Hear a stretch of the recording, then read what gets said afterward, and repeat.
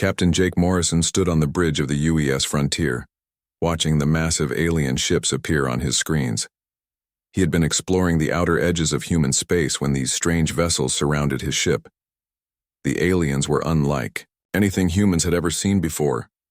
"Captain, they are sending a message," said his communications officer, Lisa Parker. She was young but skilled at her job. The message came through in perfect English, which surprised everyone on the bridge. "Human vessel, this is Commander Veltar of the Zephyrian Empire. You will surrender immediately and prepare to be boarded." Jake looked at his crew. They were all nervous but ready to follow his orders. He had spent 20 years in space and had never backed down from a challenge. "Open a channel, Lisa." The alien commander appeared on the main screen. Veltar was tall and thin with gray skin and 4 arms. His eyes were cold and showed no kindness.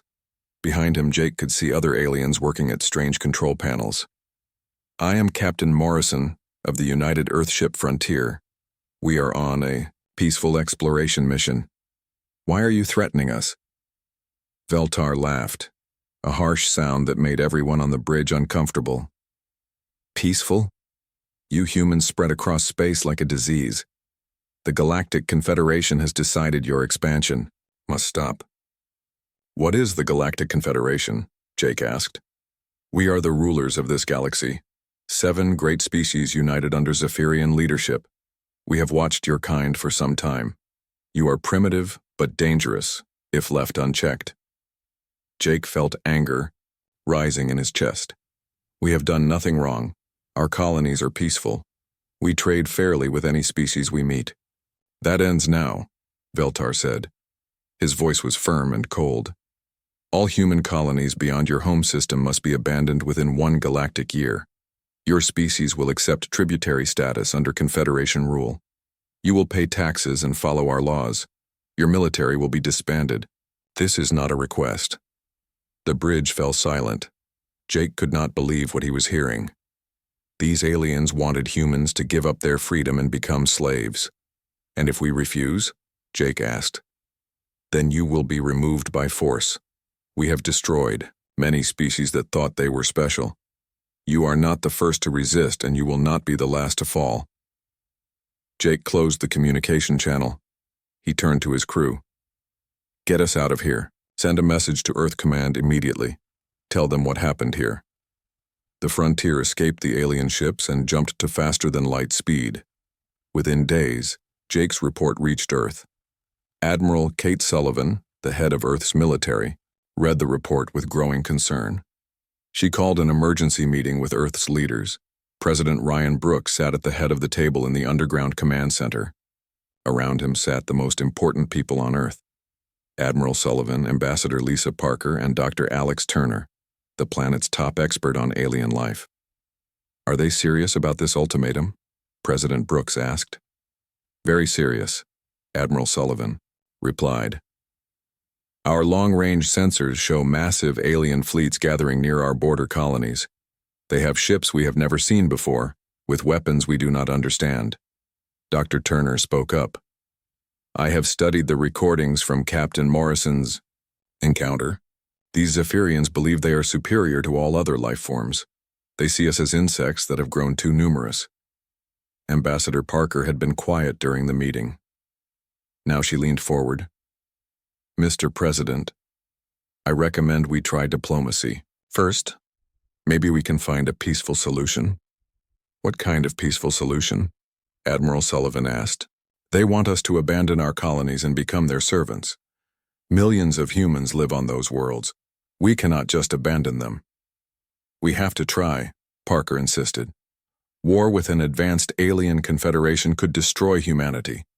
"President," Brooks thought for a long moment. "Admiral, how strong is our military compared to theirs?" Sullivan's face was grim. "Unknown, sir. They clearly have superior technology, but we have advantages too. Human ships are faster and more maneuverable. Our weapons may be less advanced, but we know how to use them well. Dr. Turner, what is your assessment of these aliens?" The scientist adjusted his glasses. "They are overconfident, Mr. President. They have ruled the galaxy for so long that they cannot imagine any species challenging them. This could be their weakness." Over the next few months, Ambassador Parker tried to negotiate with the Confederation. She met with alien representatives on neutral space stations. She offered compromises and alternatives. But the aliens would not change their demands. Humans must submit, the alien diplomats repeated. This is the way of the galaxy. The strong rule the weak. Meanwhile, strange things began happening to human ships near alien space. Cargo vessels disappeared without sending distress calls. Transport ships carrying colonists never reached their destinations. When human patrol ships investigated, they found only debris fields and no survivors. Admiral Sullivan presented evidence to President Brooks. They are attacking our ship, sir. They call it enforcement actions, but it is murder. Thousands of our people are dead. Any response from their diplomats? They say the ships violated Confederation space. They claim we were warned and chose to ignore their orders. Captain Morrison's ship, the Frontier, was attacked 3 times during this period. Each time, alien ships appeared and demanded surrender. Each time, Morrison refused and escaped using superior human piloting skills. But the attacks were getting more aggressive. Dr. Turner studied the alien technology from the wreckage of destroyed ships. Their weapons are powerful but not magical, he told Admiral Sullivan. They rely on energy shields and plasma weapons. Our kinetic weapons might be more effective than they expect. President Brooks made the decision to end diplomatic talks. They have made their position clear. They want us to surrender our freedom or die. As Americans, as humans, we choose neither. He called Captain Morrison to Earth for a special meeting. Jake, I want you to deliver a message to this Commander Veltar. What message, sir? Tell him that humanity rejects the Confederation's ultimatum. Tell him that we will defend our colonies and our people. Tell him that if they want war, they will have it. Captain Morrison returned to space and found the alien fleet waiting. Commander Veltar appeared on his screen again, still cold and arrogant. Human Captain, have your leaders seen reason? Commander?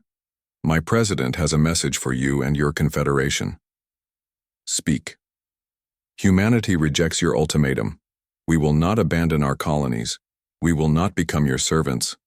If you attack our people, we will defend ourselves. Veltar's expression did not change. Then you have chosen extinction. Your species is too stupid to understand the power you face. Very well. The Confederation will teach the galaxy what happens to those who defy us. The transmission ended. Jake Morrison looked at his crew. They all knew what was coming. War was inevitable now. The question was whether humanity could survive what was about to happen. Back on Earth, President Brooks addressed the planet. My fellow humans, we face a threat unlike any in our history. But we are not the same species that once cowered in caves. We are explorers, fighters, and survivors. We will show the galaxy what humanity is made of. The warning had been given. The aliens had refused to listen to reason. Now both sides would discover the true cost of underestimating the human spirit. Deep beneath the Rocky Mountains of Earth, Colonel Mike Carter stood in a room that officially did not exist. The chamber was vast, filled with machines and computers that hummed with quiet power. This was Project Prometheus, humanity's deepest secret. Mr. President, welcome to what we call the insurance policy, Colonel Carter said as President Brooks entered the hidden facility. For 50 years, humanity had been preparing for this day. While diplomats talked of peace and trade, military planners had worked in secret. They remembered the lessons of Earth's bloody history. In a hostile universe, only the strong survived. How long have you been building all this? President Brooks asked, looking at the massive displays showing star maps and fleet positions. Since we first reached the stars, sir. Every colony ship carried hidden cargo. Every trade mission included intelligence gathering. Every peaceful exploration hid military preparation. Dr. Rachel Stone stepped forward.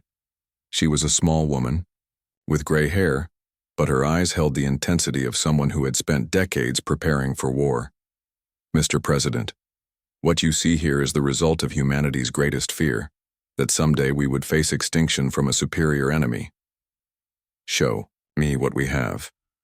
Dr. Stone led the group to a secure laboratory. Inside were weapons unlike anything the president had ever seen. These are quantum disruption cannons. They tear apart the bonds between atoms. No known shield can stop them. She moved to another display. These are adaptive combat drones. They learn from every battle, sharing information instantly across the entire swarm. The more the enemy fights them, the smarter they become.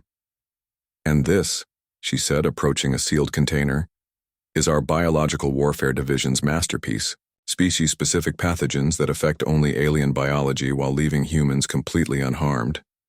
Admiral Sullivan had joined them in the laboratory. Doctor, how many weapons do we have?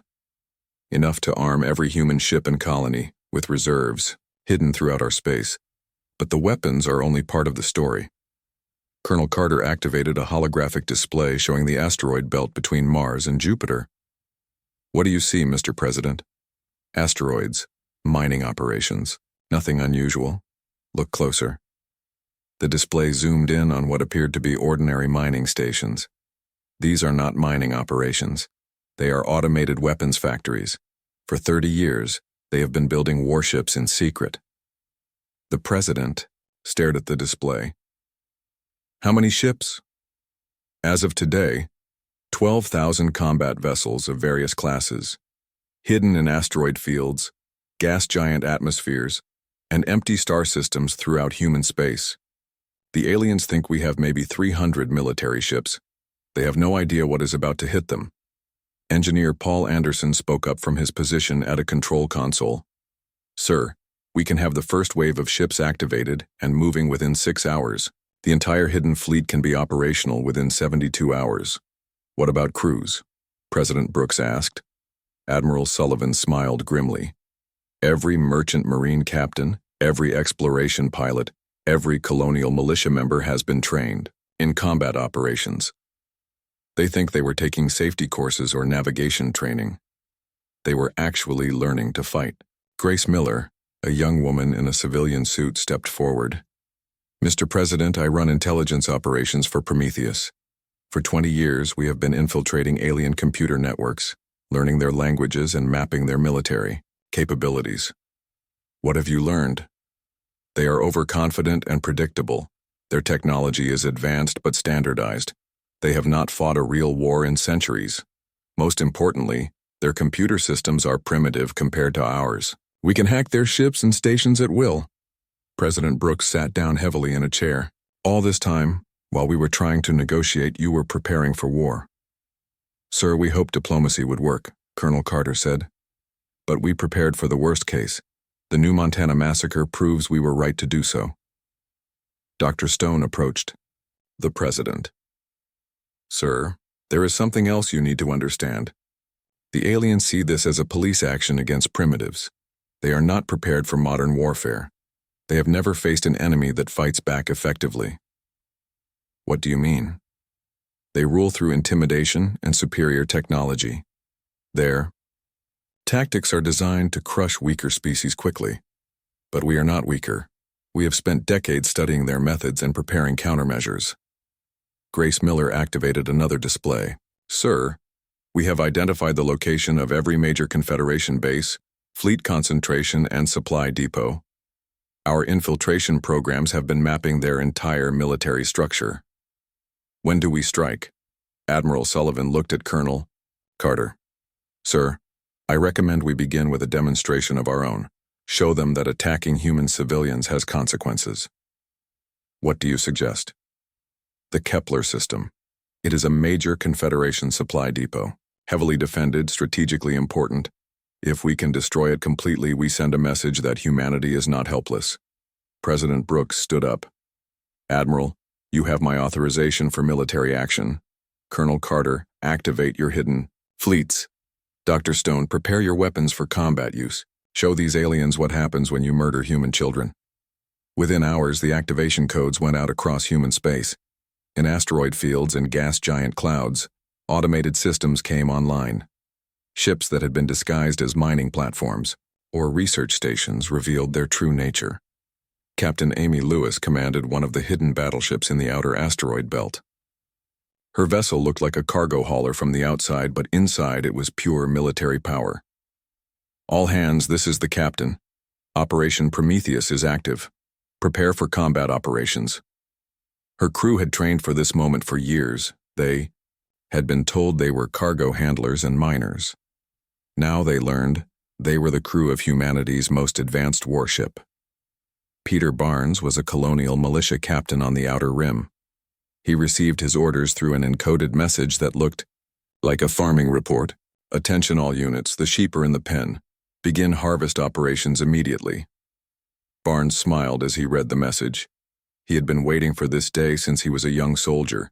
He activated hidden weapon caches throughout his sector and began organizing the local population for military operations. Dr. Helen Foster worked in what appeared to be a medical research facility on Europa. In reality, she was developing biological weapons specifically designed to target alien species. Begin production of packages Alpha through Zeta. Full deployment authorization received. Her laboratory began producing genetically engineered pathogens that would target the specific DNA markers of each Confederation species. The aliens had never considered that their genetic diversity could become a weapon against them. The first human strike force assembled at coordinates that had been selected decades earlier. Admiral Sullivan commanded from her flagship, the UES, Retribution. Around her, ships that had been hidden for years took their positions in the battle formation. "Admiral, all vessels report ready," her communications officer reported. "Helm set course for the Kepler system. All ships prepare for immediate combat upon arrival. Remember, we are not here to capture territory or negotiate surrender. We are here to send a message." The human fleet jumped to faster than light speed. Their destination was a Confederation supply depot that had never been attacked in its 100-year history. The aliens stationed there considered it the safest assignment in the galaxy. Commander Zelmoth was enjoying his duty rotation at Kepler Station. The massive facility supplied dozens of Confederation fleets with weapons, fuel, and supplies. It was defended by 3 orbital fortresses and a fleet of 50 warships. No enemy had ever come within 100 light-years of the system. "Sir, we are detecting incoming ships," his sensor operator reported. "How many? Some supply convoy arriving early?" "Sir, I count. This cannot be right. I am reading over 200 vessels approaching at high speed." Commander Zelmoth looked at his tactical display. The approaching ships were moving in formation and broadcasting no identification signals. "Sound general alert. All defensive platforms to combat readiness." The alien commander had never seen human warships before. He had no idea what was about to hit him. Admiral Sullivan watched the Confederation base grow larger on her screen. "All ships weapons free. Begin attack run. Remember New Montana." The human fleet struck with violence that shocked even experienced soldiers.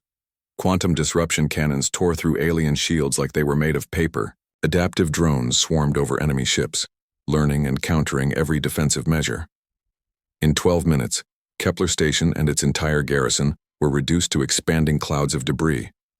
100,000 alien military personnel died, without causing a single human casualty. As her fleet prepared to leave, Admiral Sullivan broadcast a message on all Confederation frequencies. "This is Admiral Kate Sullivan of the Human Defense Force. You murdered 50,000 civilians at New Montana. Today we have responded by destroying one of your military bases. This is your only warning. Leave human space immediately or face total war." The message was heard across the galaxy. For the first time in centuries, someone had successfully attacked a major Confederation facility. The balance of power in the galaxy had just shifted. The sleeping giant was awake, and it was very, very angry. New Montana was a peaceful farming colony on the edge of human space. 50,000 people called it home. They grew crops that fed a dozen other human worlds. The colonists were simple folks who wanted nothing more than to work the land and raise their families. Ben Harris ran the colony administration from the small town of Liberty Valley. He was a former Earth government official who had come to New Montana to escape the busy life of the home world. He loved the wide open spaces and the honest work of farming. Maria Santos was in charge of colony defense. She had served in Earth's military before coming to New Montana. The colony had only basic defenses, a few patrol ships and some ground-based weapons. They were meant to deal with pirates, not alien warships. When news of the alien ultimatum reached New Montana, the colonists held a town meeting. Ben Harris stood before the crowd in the community center. "Friends, you all know why we're here tonight. Earth has rejected the alien demands. That means we might be in danger." An old farmer named Sam Peterson stood up. Sam had been a soldier before becoming a colonist. "Ben, what exactly are these aliens demanding? They want us to abandon our homes and return to Earth. They want humanity to become their servants."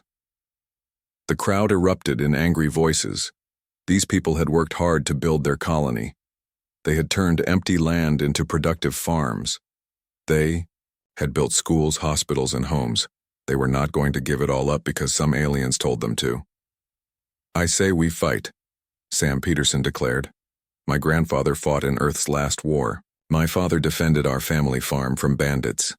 I will not run from aliens who think they can push us around." Maria Santos tried to calm the crowd. "People, please listen. We are not equipped to fight alien warships. Our weapons are designed for ground defense. If they attack from orbit, we cannot stop them." "Then what do you suggest?" asked Janet Miller, a teacher who had moved to New Montana with her 3 children. "Should we pack up and abandon everything we have built?" Ben Harris looked around the room. He saw the faces of people who had worked hard for their dreams. "We take a vote. Everyone who wants to evacuate, raise your hand." Only a few dozen hands went up out of the 1,000 people in the meeting hall, all in favor of staying and defending our home. Nearly everyone else raised their hands. The decision was made. New Montana would not surrender. Over the next few weeks, the colonists prepared for the worst. Sam Peterson organized the farmers into militia units. They had hunting rifles and some military weapons left over from their service days. Maria Santos set up defensive positions around the main settlements. Children were taught to hide in the underground shelters that had been built for storm protection. The colonists hoped they would never need to use them for their real purpose. Then the alien ships arrived. Captain Tony Williams was piloting a supply transport when the 3 massive Zephyrian dreadnoughts dropped out of faster-than-light travel. Each ship was larger than anything humans had ever built. Their dark hulls blocked out the sun as they moved into orbit around New Montana. Tony immediately sent a warning to the colony and began recording everything with his ship's cameras. If something terrible happened, Earth needed to know about it. On the ground, Ben Harris received the communication from the alien fleet. Commander Veltar's face appeared on every screen in the colony. "Human colonists of New Montana, this is Commander Veltar of the Zephyrian Empire. You have 1 hour to begin evacuation procedures. All humans must be off this planet within 24 hours. Ben Harris responded from the colony's communication center. "Commander, this is our home. We have done nothing wrong. We demand to know by what right you order us to leave." "By the right of superior power," Veltar replied. "Your species was warned. You chose to ignore that warning. Now you face the consequences. We are peaceful farmers. We have no military targets here. We pose no threat to anyone. Your very existence is a threat to galactic order. Humans must learn their place." Sam Peterson grabbed the microphone from Ben Harris. "Alien, you can go to hell. We are not leaving our homes because you say so." Veltar's expression showed no emotion. "Then you will die for your foolishness."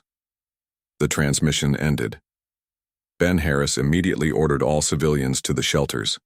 Maria Santos rushed to her defensive positions, but she knew they were useless against orbital bombardment. Tony Williams watched from his transport ship as the alien weapons began to glow. He knew what was about to happen, but he could not believe it. These were civilians, families, children. No civilized species would attack innocent people.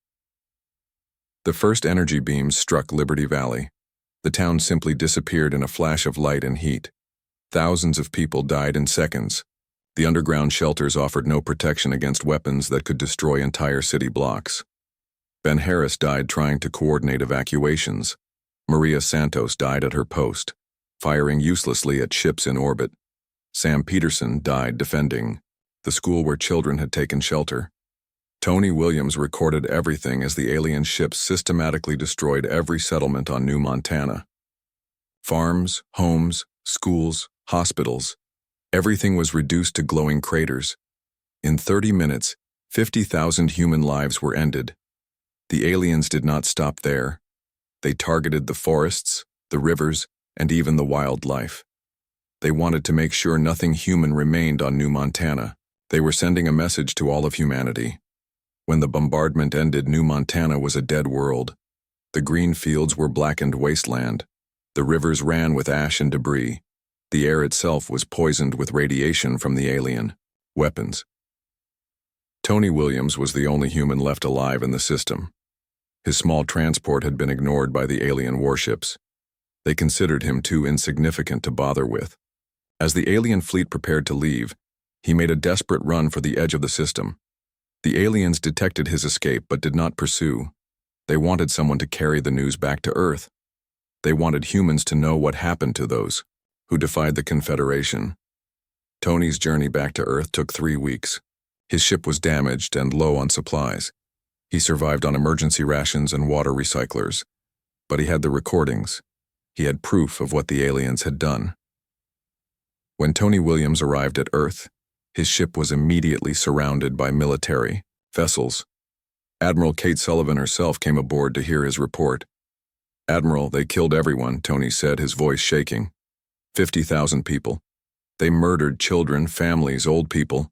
They destroyed everything human on that world. Admiral Sullivan watched the recordings in silence. She saw the peaceful farms being incinerated. She saw the school where children had tried to hide. She saw the community center where the colonists had voted to defend their home. The recordings were broadcast across Earth and every human colony. People watched in horror and fury as they saw what the aliens had done to innocent civilians. The images showed the true face of the Galactic Confederation. President Ryan Brooks called an emergency session of the Earth Parliament. Representatives from every human world attended by communication link. The president stood before them with a grim expression. "Fellow humans, you have all seen what happened at New Montana. The aliens have shown us their true nature. They do not want our submission. They want our extinction." The Parliament voted unanimously for a declaration of war against the Galactic Confederation. Every human world pledged their resources to the fight. Admiral Sullivan was given command of all human military forces. "Mr. President, what are our orders?" President Brooks looked at the images of destroyed New Montana on the screens around the room. "Admiral, the aliens wanted to send us a message. Now we will send them one. Total war. No mercy, no quarter. They chose to target civilians. They will learn what happens when you wake a sleeping giant." Dr. Alex Turner was brought into the military planning sessions. "Doctor, can humans defeat the Confederation?" "Mr. President, they have superior technology and numbers, but they have one crucial weakness." "What is that?" "They do not understand humanity. They think we are just another primitive species.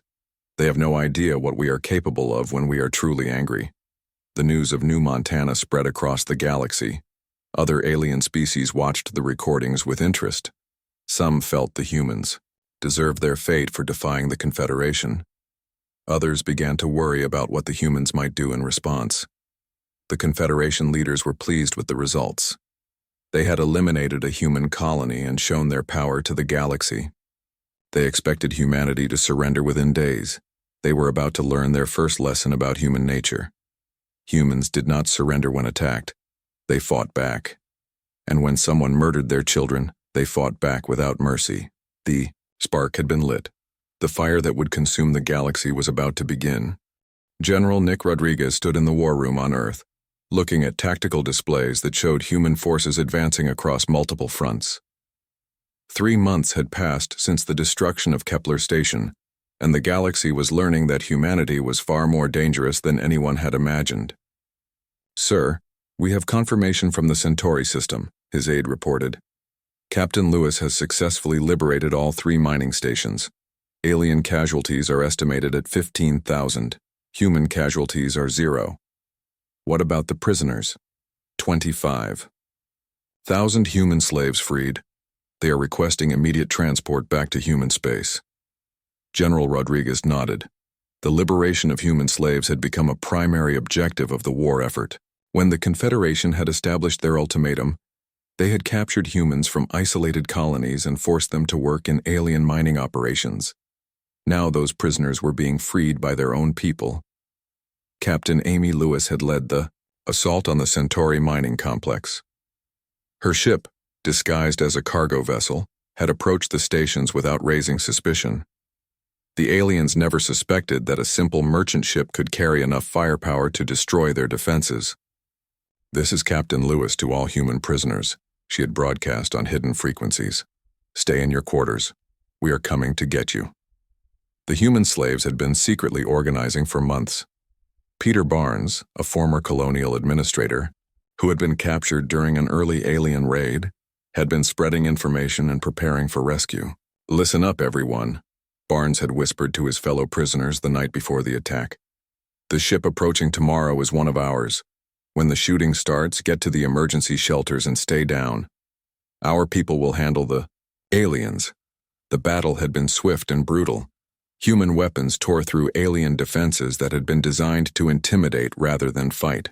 The mining stations had surrendered within minutes, but the human forces showed no mercy to the alien guards who had mistreated their prisoners. Back on Earth, Dr. Helen Foster was receiving reports from her Biological Warfare Division. "General, Package Alpha has been deployed in the Rigel system. Alien fleet casualties are at 90% and climbing. What about collateral damage to other species?"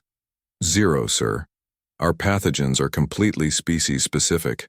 Only Zephyrian military personnel are affected." Dr. Foster's biological weapons were proving devastatingly effective. The aliens had never encountered diseases designed specifically to target their unique biology. Entire fleets were becoming infected and dying without ever seeing a human ship. "The beauty of it," Dr. Foster explained to President Brooks during a briefing, "is that they cannot defend against it. Their medical technology is advanced, but they have never dealt with engineered pathogens. By the time they identify the disease, it is too late." In space, the war was going even better than human planners had hoped. Admiral Sullivan's main fleet was systematically destroying Confederation strongholds throughout the outer galaxy. Her latest target was the fortress world of Draxus Prime, home to the Confederation's main military academy.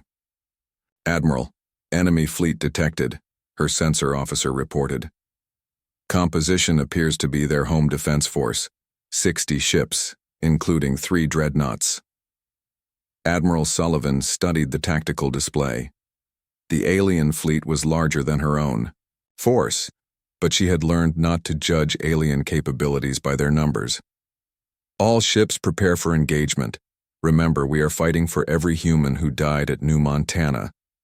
The Battle of Draxus Prime became a textbook example of human military superiority. The aliens relied on heavy shields and plasma weapons, tactics that had worked against primitive species for centuries, but humans fought differently. Captain Steve Walsh commanded the destroyer UES Vengeance. His ship was smaller than the alien dreadnoughts, but it was faster and more maneuverable. "Helm, attack pattern Delta. Take us in close to their flagship." The human ships used their superior speed to get inside the aliens' defensive formations. Once there, quantum disruption weapons proved unstoppable. The alien shields, designed to stop energy weapons, were useless against weapons that attacked matter itself at the molecular level. "Sir, alien flagship is breaking up," Walsh's tactical officer reported. "They are requesting permission to surrender." "Denied." Admiral Sullivan's voice came over the communication system. "They showed no mercy at New Montana. We show no mercy here." The alien fleet was completely destroyed within 2 hours. The survivors were allowed to escape in life pods, but their ships were left as wreckage around Draxus Prime. The message was clear. Human forces were not interested in capturing territory or prisoners. They were interested in destroying enemy military power. Commander Dan Murphy led a special forces unit that hunted down Confederation war criminals across the galaxy. His team used captured alien ships and false identification codes to penetrate deep into enemy territory. Target acquired. his intelligence officer reported as they approached a space station in the Vega system. Grand Admiral Thexvar, commanding officer of the New Montana attack, is aboard Station 7. How many civilians on the station? Approximately 50,000 alien workers and their families. Murphy considered his options. The target was a high-value war criminal who had personally ordered the destruction of New Montana, but the station was full of innocent civilians. We go in quietly, capture the target and extract. No civilian casualties. Murphy's team infiltrated the station using stolen alien uniforms and forged identification. They found Grand Admiral Thexvar in his private quarters, enjoying a luxury meal while reviewing reports of human military defeats that were completely false. Grand Admiral, Murphy said as his team surrounded the alien officer, you are under arrest for war crimes against humanity. Thexvar looked up in shock. He had never seen a human soldier before. Impossible. Your species is primitive. You cannot be here. Sir, you're coming with us to face justice for the 50,000 people you murdered. The extraction was clean and professional. Thexvar was transported back to human space where he faced trial for war crimes. His public confession, broadcast across the galaxy, revealed the true extent of Confederation brutality against civilians. Meanwhile, diplomatic attaché Claire Thompson was presenting humanity's terms to remaining Confederation worlds. Her message was simple and direct. The Galactic Confederation is finished, she announced to the assembled alien leaders. You have two choices: surrender unconditionally and face trial for your crimes, or continue fighting and face total destruction. You cannot defeat all of us, protested Chancellor Vexnal of the Altarian Republic. The Confederation has ruled the galaxy for 1,000 years. Chancellor, 3 months ago you had 12,000 warships. How many do you have now? The alien leader checked his reports. We have lost significant numbers, but you have 400 ships left. We have destroyed 97% of your military in 3 months.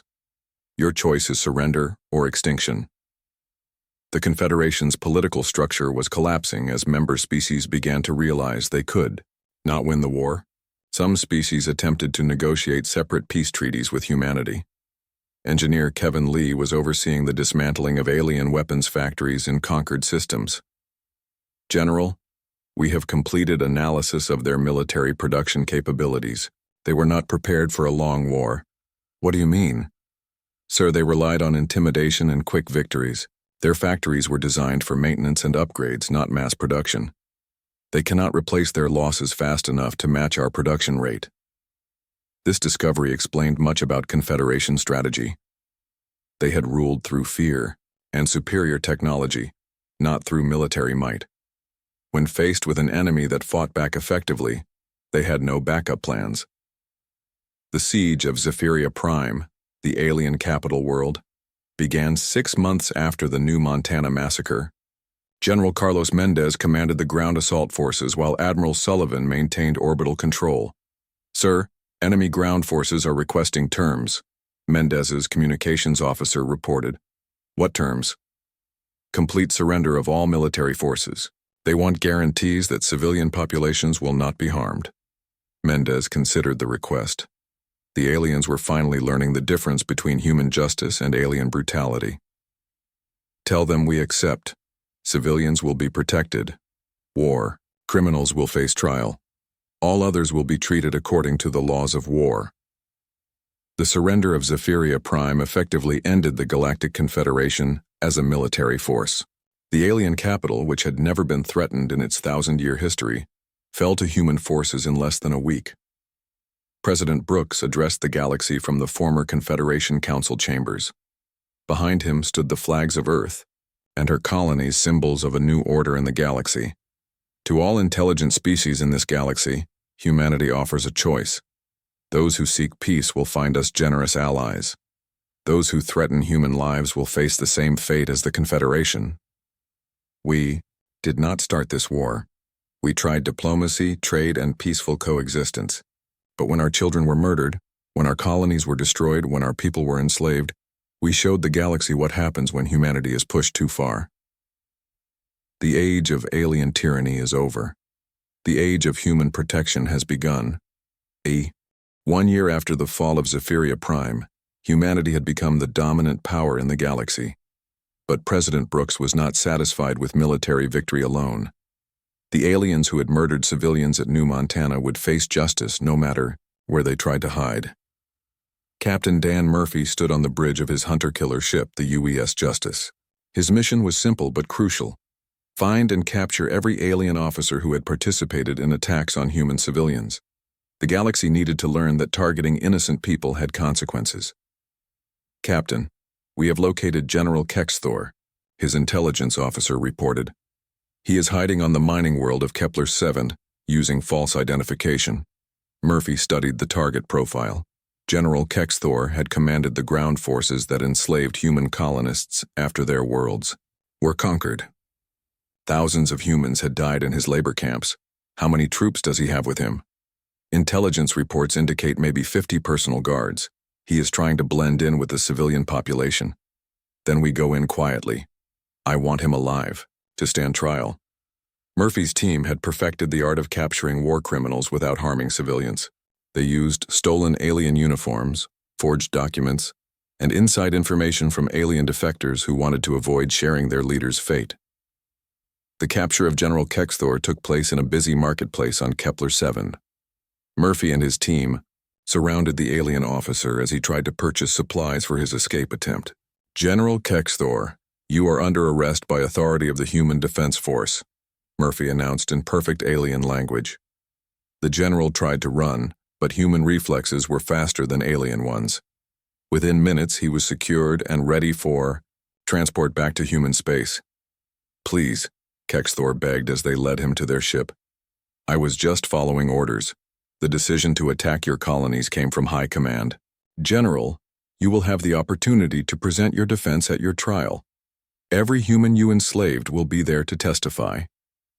Meanwhile, diplomatic attaché Claire Thompson was meeting with representatives from the remaining independent alien worlds.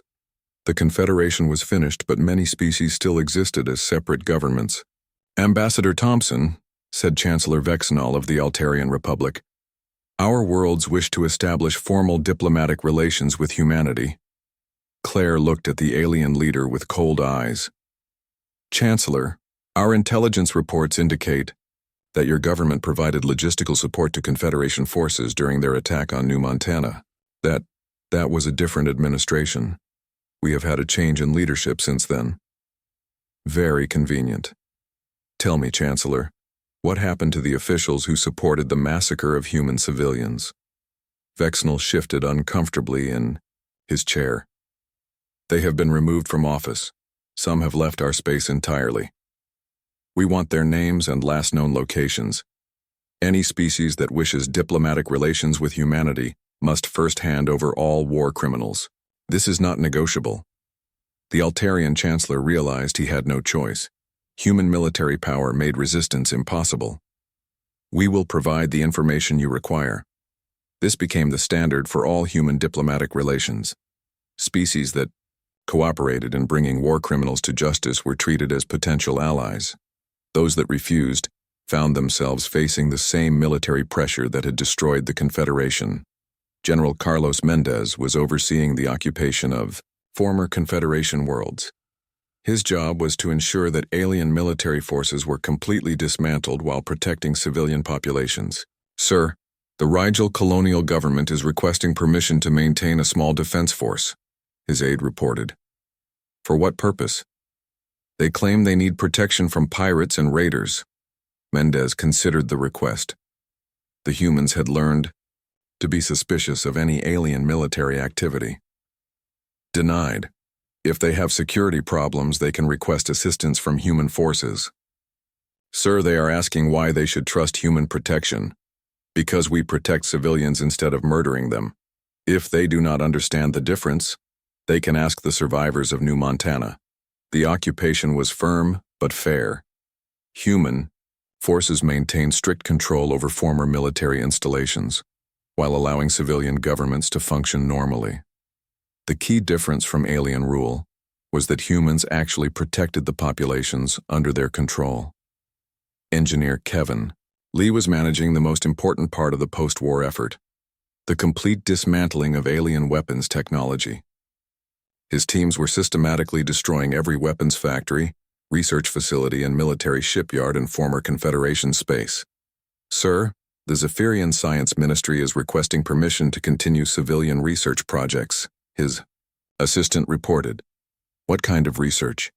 Medical technology, agricultural improvements, basic physics research. Lee reviewed the proposals carefully. Approved, but with human oversight.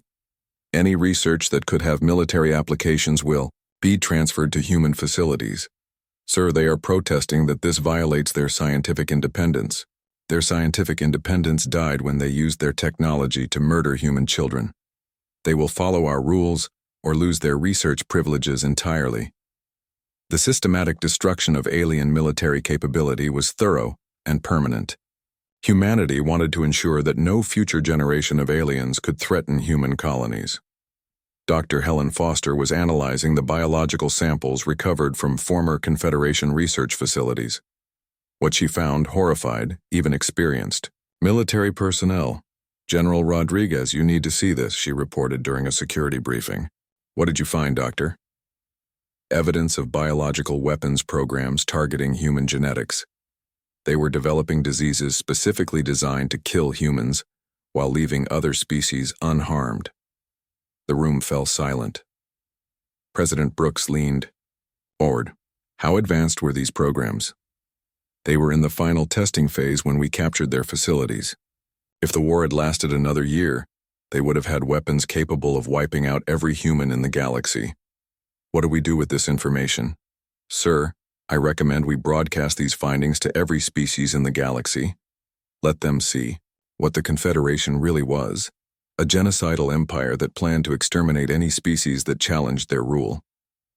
The revelation of alien biological weapons programs shocked many species that had supported the Confederation. They realized that humans had not been fighting a war of conquest, but a war of survival against enemies who planned their complete extinction. President Brooks used this information to justify humanity's harsh treatment of captured Confederation officials. They were not just military enemies, he announced to the galactic community. They were planning genocide. Every human life saved by our victory justifies our actions. Captain Steve Walsh commanded the new human patrol force, which maintained order in former Confederation space. His job was to prevent the emergence of new alien military threats while protecting peaceful species. Captain, we have detected unauthorized military construction in the Vega system, his sensor officer reported. What kind of construction? Appears to be a weapons platform. The local government claims it is for asteroid mining. Walsh examined the intelligence reports. Asteroid mining platforms do not need plasma cannons and shield generators. Set course. For Vega. Time to remind them of the new rules. The confrontation at Vega was brief, but decisive.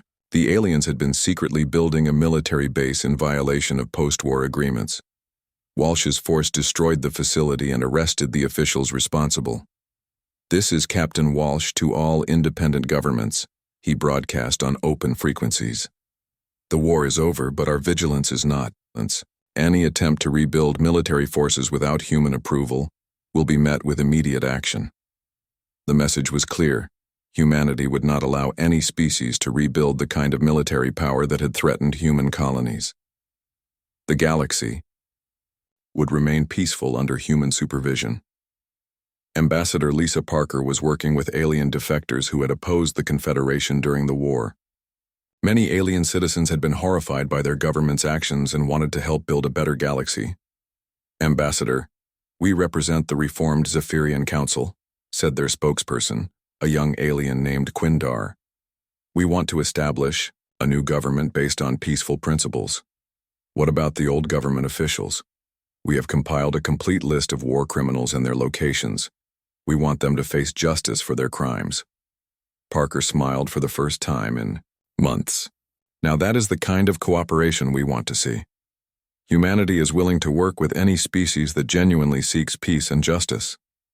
The reformed Zephyrian Council became a model for post-war reconstruction. By cooperating fully with human authorities and actively pursuing war criminals, they earned the right to govern themselves under human oversight. 5 years after New Montana, the war crimes trials were finally complete. Every alien officer who had participated in attacks on human civilians had been captured and prosecuted. The trials were broadcast across the galaxy as a warning to future generations. General Kexthor was among the last to face judgment. "Do you have anything to say before sentencing?" asked the human judge. I was wrong. We all were. We thought humans were just another primitive species. We learned too late that you were something entirely different." "Different how?" 10 years had passed since the New Montana massacre changed the galaxy forever. Admiral Kate Sullivan, now Grand Admiral of the Human Galactic Fleet, stood on the observation deck of her flagship, looking out at the rebuilt colony world below. New Montana had been restored to life. The blackened craters left by alien weapons had been filled with rich soil. Green fields stretched to the horizon, dotted with farms and small towns. Children played in parks where mass graves had once marked the sites of alien atrocities. "Grand Admiral, the memorial dedication is ready to begin," her aide announced. Sullivan walked to the transport that would take her to the planet's surface. 10 years ago, she had been a simple admiral fighting to save humanity from extinction. Now she commanded the most powerful military force in galactic history, responsible for maintaining peace among 1,000 worlds. President Ryan Brooks, now in his 3rd term, stood before the New Montana Memorial. The structure was simple but powerful. A black granite wall with the names of all 50,000 victims carved into its surface. Around the memorial, representatives from dozens of alien species had gathered to pay their respects. 10 years ago, this world was a symbol of alien cruelty. President Brooks began his speech. Today it stands as a symbol of human determination and galactic justice. In the crowd, Ambassador Lisa Parker watched alien diplomats bow their heads in respect for human dead. She remembered when these same species had celebrated the massacre as necessary enforcement of galactic order. Now they competed to show their respect for human values and sacrifice. "We did not choose this war," the President continued. "We tried diplomacy. We offered peaceful coexistence. But when our children were murdered, when our colonies were destroyed, humanity showed the galaxy what happens when you push a peaceful species too far." Quindar of the Reformed Zephyrian Council stepped forward to place a wreath at the memorial. His species had been the primary architects of the New Montana attack, but his government had spent the last decade working to earn human forgiveness. "On behalf of all reformed Zephyrians, we ask forgiveness for the crimes of our former leaders," he said in carefully practiced English. "We pledge eternal friendship with humanity and all peaceful species." President Brooks accepted the wreath with dignity. Humanity had learned that former enemies could become valuable allies when they genuinely embraced peace and justice. Dr. Alex Turner, now director of the Galactic Institute for Interspecies Cooperation, had been studying the changes in alien behavior since the war ended. "Mr. President, our research shows remarkable progress in interspecies relations." "What kind of progress?" "Former Confederation species are adopting human principles of government, democratic elections, protection of minority rights, civilian control of military forces. They are becoming more like us." This transformation had been unexpected but welcome. Alien species that had once ruled through fear and intimidation were learning to govern through consent and cooperation. Captain Jake Morrison, the man whose first contact with aliens had started the chain of events leading to war, now served as humanity's chief exploration officer. At 75 years old, he still flew missions to the far edges of known space. "Sir, we have made contact with a previously unknown species in the Andromeda sector," his communications officer reported. Morrison had learned to be cautious with new species. "What is their technology level?" "Advanced, sir. Comparable to pre-war. Confederation levels." "Open a channel." The alien appeared on Morrison's screen. Like the Zephyrians, this species was tall and thin, but their manner was completely different. They seemed nervous and respectful. "Human vessel. This is Commander Velnoth of the Andromedan Alliance. We come in peace and friendship." Morrison smiled. Word of humanity's military power had spread beyond the local galaxy. New species approached humans with respect rather than arrogance. "Commander, this is Captain Morrison of the Human Exploration Force. We welcome peaceful contact with your species. Captain, we have heard of human justice and protection of the innocent. We would be honored to establish diplomatic relations." Back on Earth, General Nick Rodriguez was training the next generation of human military officers. His students came from every human colony and many alien worlds that had requested human military advisors. "What is the first principle of human military doctrine?" he asked his class. A young officer from the reformed Altarian Republic raised her hand. "Sir, protect the innocent and punish the guilty." "Correct. What is the second principle?" "Overwhelming. Force applied precisely to minimize casualties." "And the third?" "Justice must be swift and certain, but mercy must be available to those who surrender." These principles had become the foundation of galactic military doctrine. Species throughout the galaxy sent their officers to human military academies to learn proper conduct of warfare. Engineer Kevin Lee had spent the last decade rebuilding the galaxy's industrial infrastructure. Former weapons factories had been converted to produce civilian goods. Military shipyards now built exploration vessels and cargo haulers. "Sir, the Rigel Industrial Complex is ready for civilian control," his assistant reported. "What about oversight?" "The reformed Rigelian government has agreed to human inspection teams and annual compliance reviews." This had become the standard model. Former Confederation worlds were gradually given more self-governance as they proved their commitment to peaceful development. Dr. Helen Foster's medical research had revolutionized galactic healthcare. Her biological warfare expertise had been converted to developing treatments for diseases that affected multiple species. "Doctor, the Zephyrian plague outbreak is completely contained," her assistant reported. "Casualties? 0 deaths. The new treatments are 100% effective." Foster smiled sadly. The same biological knowledge that had been used to create weapons of war was now saving lives across the galaxy. It was a better use of her talents. Captain Dan Murphy had transitioned from hunting war criminals to investigating reports of new atrocities. His job now was to prevent the kinds of abuses that had led to the Confederation War. "Sir, we have confirmed reports of slave labor on Kepler 9, his intelligence officer reported. "What kind of slavery?" "Alien criminals being forced to work in dangerous conditions. The local government claims it is legal punishment." Murphy's expression hardened. "There is no legal justification for slavery of any kind. Prepare for immediate intervention." The liberation of Kepler 9 took less than 6 hours. The human forces freed 2,000 alien prisoners and arrested the officials responsible for their mistreatment. The message was clear: human protection, extended to all innocent beings regardless of species. President Brooks stood before the Galactic Assembly, an organization that had replaced the old Confederation Council.